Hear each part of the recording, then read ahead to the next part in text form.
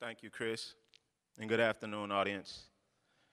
I want to thank you guys for coming out. I really appreciate you doing so, and welcome to Introducing Rise. But this speech isn't about equality, so to say. This speech isn't about economics and education. Well, it is, but that's not the only thing I'll be talking about. We are here this afternoon to discuss how, in today's climate, can we come together and work together for better schools, better businesses, better communities, and becoming better people for one another. This starts that dialect. This starts that conversation. Hopefully, this will spark that nerve inside your brain that will ask you, what am I doing to rise? Am I giving my all? But before I go on, let me clarify what rise is. Rise means rise in social equality. You may ask how this affects you and why rise. So I want you to pay close attention to the words. If you have a notepad, you can take notes. Okay? When I mention discrimination and prejudice, jot it down, because we'll go over the definition. But what I also want you to pay mind to is these four words, and they are finances, resources, knowledge, and opportunity. You see, these 6 words are some of the known hidden key terms that reveal what the American dream is supposed to be. And those 6 are the most common variables on how our education systems are operated, how entrepreneurs make business decisions, and how how the paradigms of race and class are viewed. Discrimination is known as the unjust treatment in favor of and against a person, a group, or a social class. Prejudice, as defined by Webster's dictionary, is a preconceived opinion not based on reason or experience that results in the actions of one's disregard for their rights. These 2 words are commonly confused with one another. Well, my view of discrimination is that act of prejudice that prohibits the civil rights and civil liberties that are given to an American citizen by law. We are all prejudiced to some form of fashion, without a doubt. You can't deny it. I'm going to give you a basic but complex example. At the early age of 14, even younger, children who decide not to keep up with those latest trends like shoes or cell phones or accessories, the hat that you wear, they are common victims of discrimination within their own race and class. Financial elitism is being taught at the finest and quickest means of medium today, and that's music. Subconscious minds can recite Jay-Z's verse from Niggas in Paris and could look at the song in 3 different perspectives. 1, a conformed mind will glorify it and go after money and the financial status. The realist will talk about how 50 grand does hurt them and that they do need that reminder. And thirdly, the intellectual will think of the Negritude movement of the Black French writers who came together in Paris in the 1930s and believed that the shared heritage of the members of the African diaspora, that they shared it, and through their solidarity of coming together, that was their best tool in fighting against French political and intellectual domination. The glorification of money is fine to a certain extent. That's the system of capitalism. That's how America works. That's how we operate. But when we start showing prejudice towards people that don't make $50,000, that's where it becomes an issue. And that's one of the many reasons why I value the Occupy movement. So getting back to those teenagers, subconsciously they practice discrimination about who wears what. So when they go out to the mall, to the Galleria, wherever, and they don't invite some of their old best friends who may not be able to keep up with what they wear, what they buy. So if they can't buy Polo or Jordan or Gucci or whatever it may be, they start to discriminate. You're not a part of my clique. It's an image that we must upkeep. And if you can't upkeep that image, we don't want you a part of our clique. And what's a popular song right now? Good Music's Clique. You see, I'm not here to talk about discrimination that's written in amendments, because we do it all the time. I'm talking about the discrimination and the prejudice that occurs on a day-to-day basis that affects the psyche of our children. And we have to settle this discussion of prejudice and discrimination within our communities that's internal. And what I mean is the recurring theme of prejudice and discrimination within our races and class. We have to settle that internally, because if we don't work together to settle that, what do you think they will do, or how they will perceive us when we try to come together for something bigger than just what we're already trying to fight for now?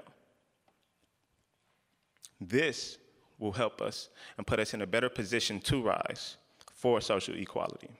Getting back to the RISE movement, I came up with this movement. The idea came to me when I was a freshman attending this university. So I thought it was only fitting that I did the event here, the first event here. In the fall of 2010, I experienced a breakthrough. And that breakthrough opened my eyes like they had never been opened before. I saw Spike Lee's Malcolm X. The reason it was so profound was the fact that my thirst for knowledge about Afrocentricity and Black power grew, and I started becoming highly influenced by Du Bois and Garvey and King and Malcolm and Huey, Karanga, Fred Hampton, so on, that when I was done with my homework late at night, 2, 3 in the morning, for 2 hours, I would study and read their work. One of the classes I was taking at that time somewhat shaped my thought from a Black power to a common citizen's power. That class was the history of St. Louis. And the reason it was impactful because at that point in time, I still didn't really grasp the concept of double consciousness by Du Bois. But subconsciously, it was happening. I would see the Black view, and then I would see the Eurocentric view. And what was interesting, like the common question that would come up when you see those two different paradigms is the Afrocentric, and why is there train tracks of the car trains still rolling through our neighborhoods versus the whites? Do you see it in South City? In that class, what truly shaped my thought was the assignments. We had read Jonathan Kozol's Savage Inequalities about poor schools and how those schools gave their students poor opportunities and resources to succeed. And this just wasn't in Black communities, these were in Hispanic communities. Months later, I saw Waiting for Superman, featuring Jeffrey Canada's Harlem's Children's Zone and the other charter schools throughout the country, which also highlighted the fact that the white middle America, who they think children are doing well, are learning, or being able to critically think, that's not always true. So I started picking up on this education reform. And I looked at the economy in the poor communities and the impoverished communities. And what do you see? You see ran down schools, you see liquor stores, you see tattoo parlors, you see clubs, you see bars. And I can easily think of intersections just like that in the city. North Grand Boulevard in St. Louis is the perfect example. I remember coming home one weekend. It was the first weekend that I'd been back from school. I was been away for about 10 weeks. And I noticed crime went up. I noticed that drugs that were being sold became more prevalent. And the ladies of the night were job hunting during the day, and I'm not talking a 9 to 5. And you see, I didn't understand it. I didn't get it. I didn't know if it was me going away and it happened and it was increasing, or when I was in the environment, did I just not care or be aware? You see, that was what weird about it. And you see, when I got the chance to come back to campus, I started to look at the different movements that were in place in urban communities and how they affected them. And what I thought I could do was replicate it. And that's where the RISE movement was born. So let's look at education and economy. What helps develop those two things? I said it before: opportunity, resources, finances, knowledge. Those are some of the basic principles of equality. I'm an after-school teacher for the St. Louis Public School District, and I won't announce what school, but what I will tell you is that the resources, the finances, the knowledge isn't there, and there are very few opportunities for our children to grow.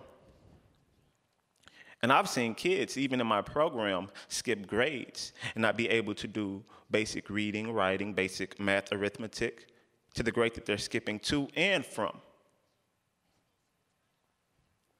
The education industry is not meant to babysit kids. It's not. They're not supposed to sit in our classrooms for 6 hours and just try to cram all of the different subjects in their short-term memory banks. Education is about creating citizens that can critically think and handle problem solving. And I've seen little success out of recent within the St. Louis Public School District. I'm not here to talk about what the district has and has not done, but what I'm here to tell you is that we need to be enlightened and make people aware about the things that should be addressed. For example, one of my second grade students came to me during homework time, and she told me that she needed help with her vocabulary homework, so I helped her. And it was associating words with sentences, something basic, and the word was conflict. So I was like, do you know what conflict is? He didn't know. And so I was like, all right, I'll go get a dictionary. What's a dictionary, Mr. J? And I'm just like, you're in second grade and you don't know what a dictionary is? That's back of my mind. I was like, you don't know what a dictionary is? All right, so I went to the office, got a dictionary, pulled it out, showed her how to use it, and after 20 minutes of trying to get her to understand the concept of the dictionary and using it and applying that word conflict with the sentence, she still didn't get it. And at that point, homework time was up. Those are the examples that I'm talking about. And what's funny is, after I helped her with her homework, or that one word, I went and talked to a teacher. I had a little bit of time. I went and talked to a teacher. And I asked her, what's up with the dictionary? And she told me, the superintendent believes that that's not a good resource anymore, that it's outdated, which is surprising.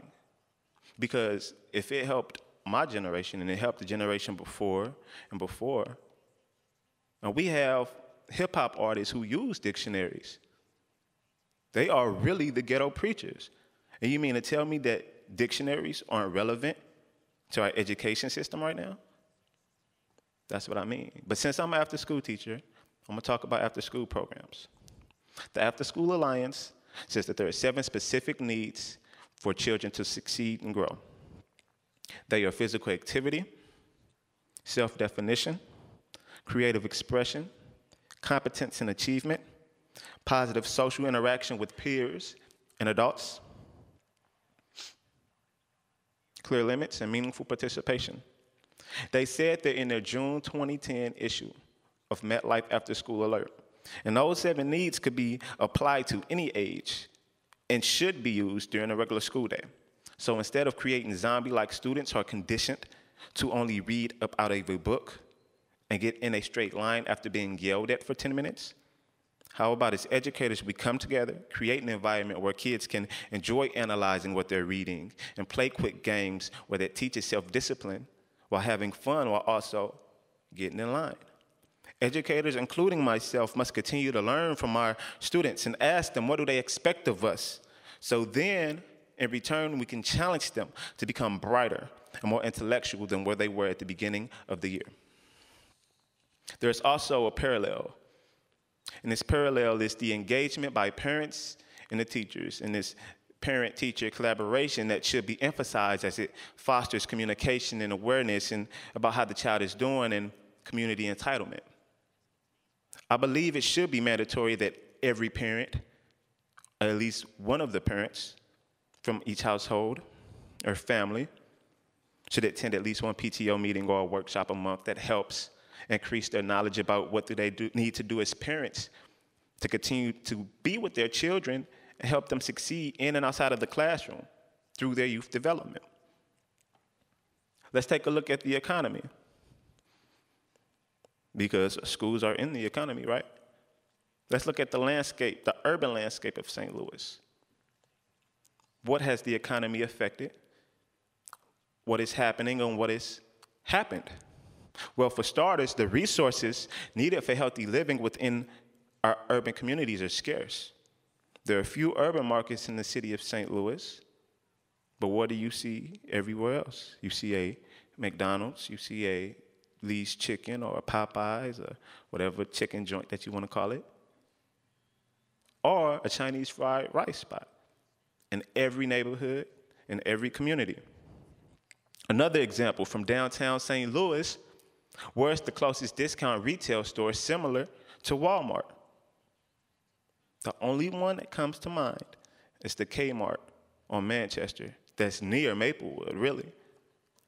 And I find that rather baffling because that is a major inconvenience for someone who, like me, who stays in North City. And my closest discount retailer is out in Ferguson. And you see, what's more upsetting about it is the fact that the city loses sales tax revenue when a city resident shops at a store not in their county, not in the city.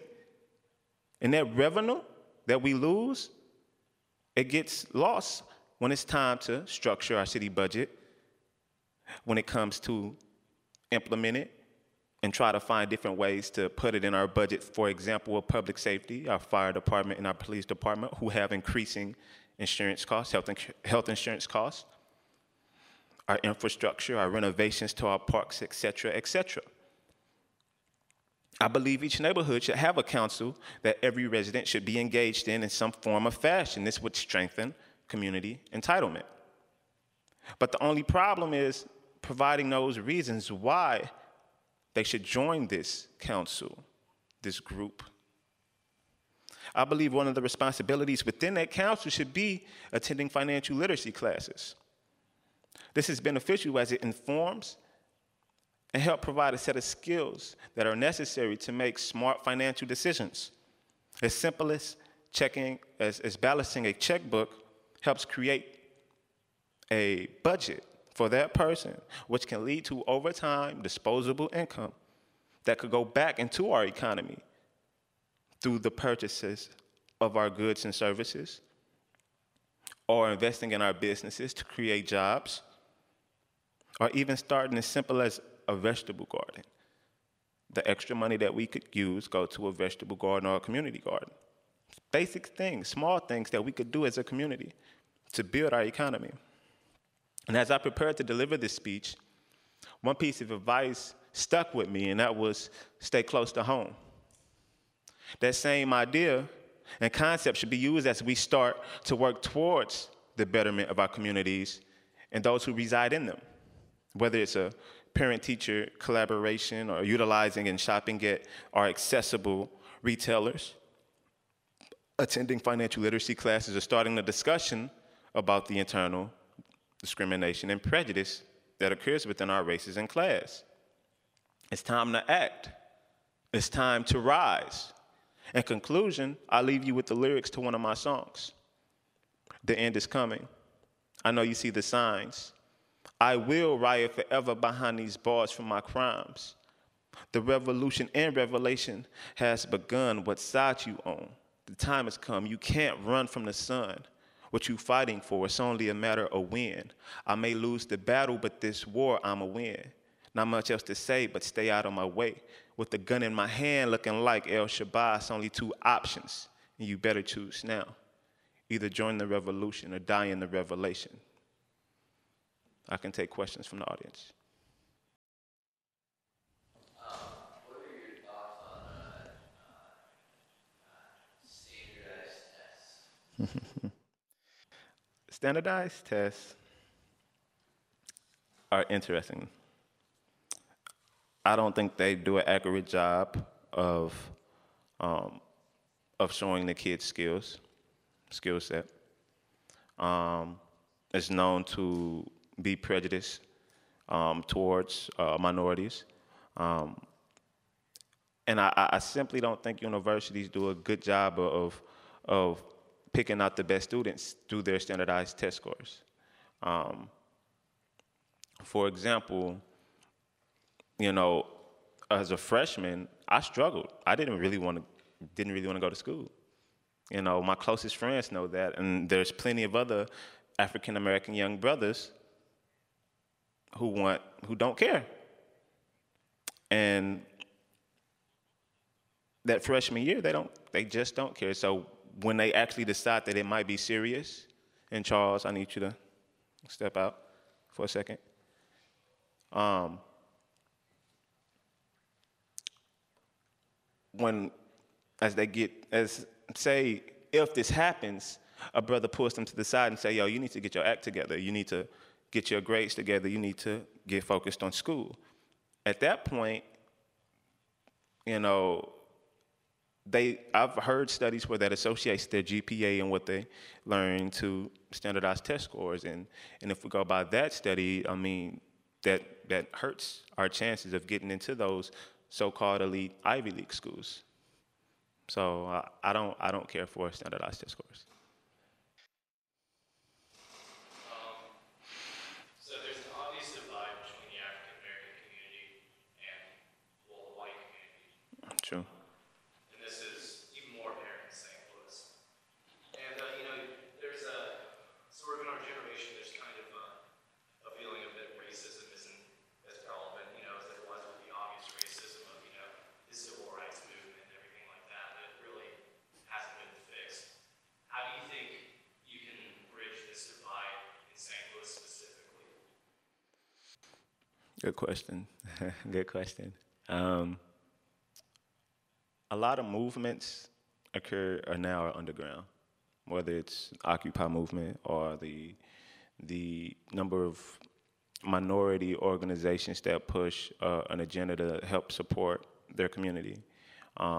Even the KKK is more underground organization now, and so it gets difficult to easily spot someone that may be a part of an organization like that. And as a community, I think it starts with college students. And I didn't add this to my speech, but I should have, and I wanted to, which is I'm a big believer in Karanga and Hare and their thoughts on that college students are the ones that need to be back in the communities while they're in college, giving back to their community.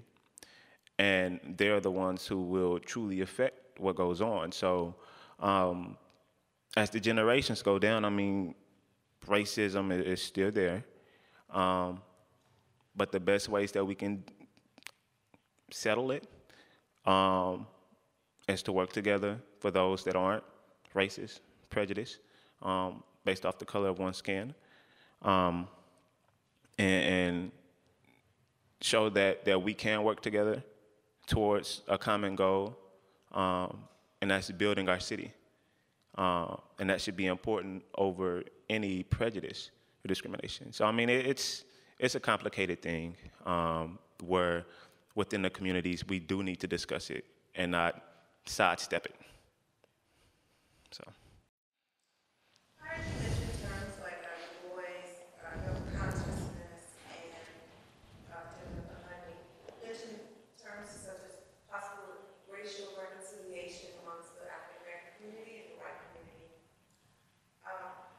I guess I wanted to know how you felt about gender equality within the African American community. Is that something that, and I personally struggle with double consciousness, being an African American female, and the struggle with elitism. I just wanted to see what your take on that, gender equality. Good question. Good question. It's definitely something I want to look at with the movement. Gender equality overall is something that should be talked about, especially within the Black community, for the simple fact that I think oftentimes enough our leaders don't show how strong our women are, and the fact that women are or do get paid less than a Black man, and even though women are more of those that are working. So if I'm answering your question, the question was what my thoughts on gender equality, correct? It's something that as a community we should look at, where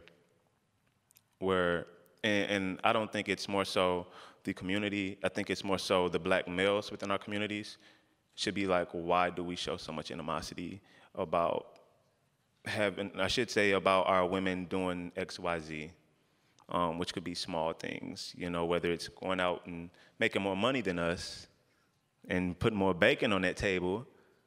I mean, the household is supposed to be a foundation for the family, and the basic needs of the household, if they're met, it shouldn't be any discussion about why are you doing this more than I am, the inequalities that one views because of it. So.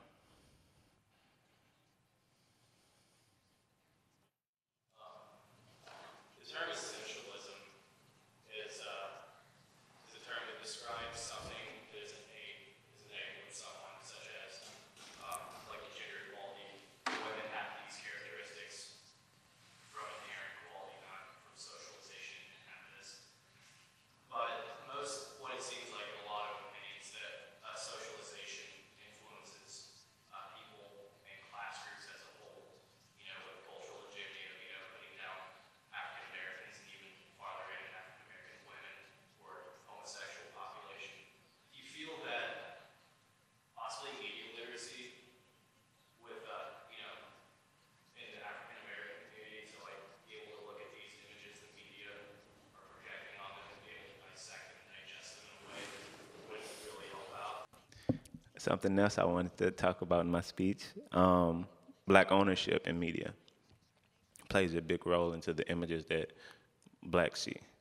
A lot of our black-owned programming, I should say black-managed programming, is owned by corporations that are owned by whites. And we don't have much say-so over what airs.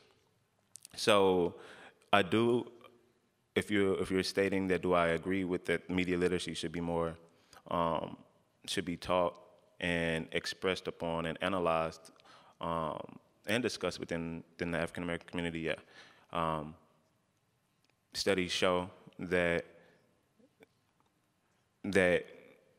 a black child will look at TV more than any other race, period. And more times, what do they see? They see something about crime. Things don't help develop a mind to think critically and handle problem solving. It's more entertainment based than it is education based, and that's where the literacy in media should be taught early on, from an early age. Any more questions? All right, I'm gonna take a 10-minute intermission. Well, yeah, 10-minute intermission in between now and the set for my music off my album. So, thank you.